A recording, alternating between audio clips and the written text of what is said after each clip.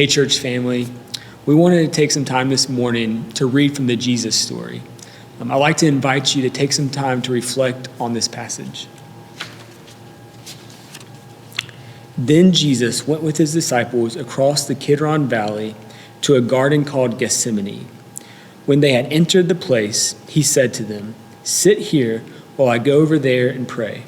He took with him Peter and the two sons of Zebedee, James and John, and began to be deeply grieved with great distress and agony. Then he said to them, "My soul is extremely sorrowful, even to the point of death. Stay here and watch with me. Pray that you may not be tempted." Then he went a little further away, about the distance of a stone's throw, knelt on the ground, and fell on his face. He prayed that, if it were possible, this time of agony might pass from him. "Abba, Father," he said, "everything is possible for you. My Father, if it is possible, let this cup pass from me. Yet do not do what I will, but what you will."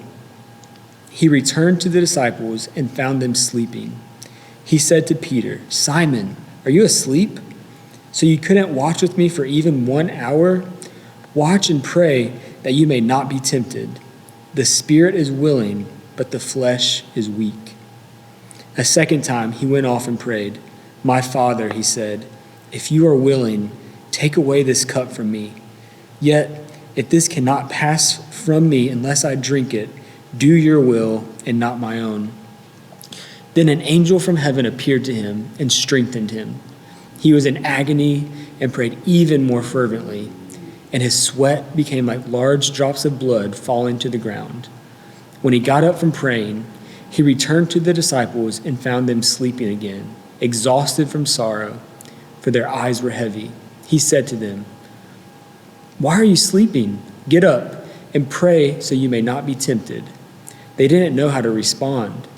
So he left them and went off again and prayed a third time, saying the same things as before. Then, for the third time, he returned to the disciples and said to them, "Are you still sleeping and getting some rest? It's enough. See, the hour has come and the Son of Man is being betrayed into the hands of sinners. Get up and let's go. Look, my betrayer is approaching." A large crowd approached while he was still speaking. The man named Judas, one of the 12, was leading them. Judas also knew the place because Jesus had often gone there with his disciples.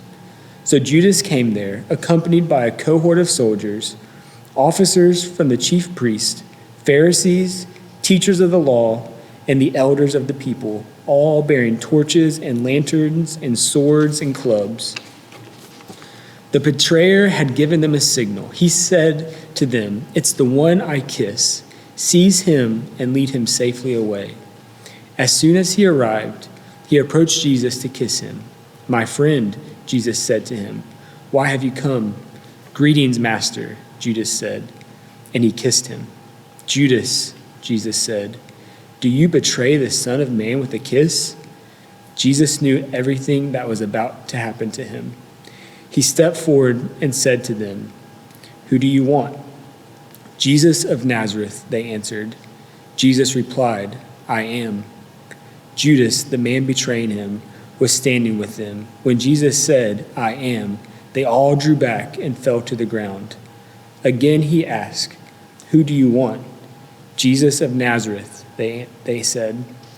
"I told you I am," Jesus said. "If you're after me, then let these others go away." He said this so the words he spoke might be fulfilled. "I lost none of those you gave me."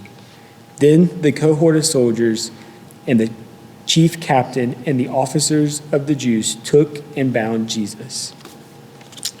We hope you're able to make it tonight at 6:30 for our Good Friday service here in the worship center at West Huntsville.